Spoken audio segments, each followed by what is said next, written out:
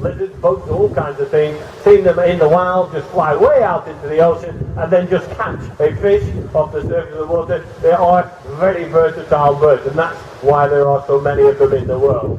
I'm going to put a little bit of music on for a couple of moments. I'm going to concentrate when I'm whizzing these bits of food up into the air, and I'll come back to you at the end. But let's see what happens, okay?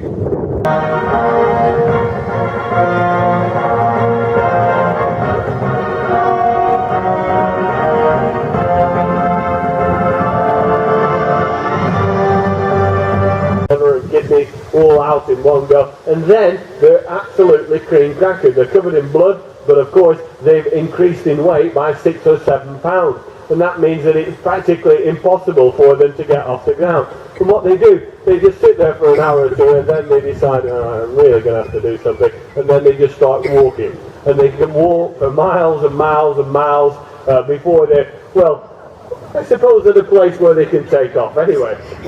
We are strong and will not give up without a fight. It's time to show these Yorkies what we are made of.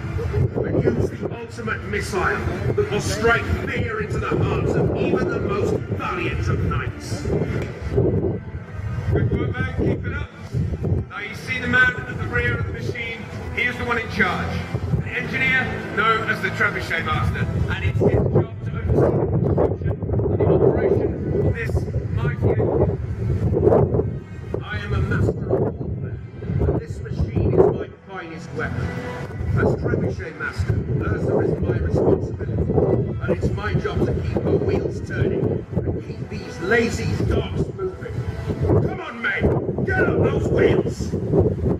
This machine can shoot a projectile up to 300 meters at 150 miles per hour.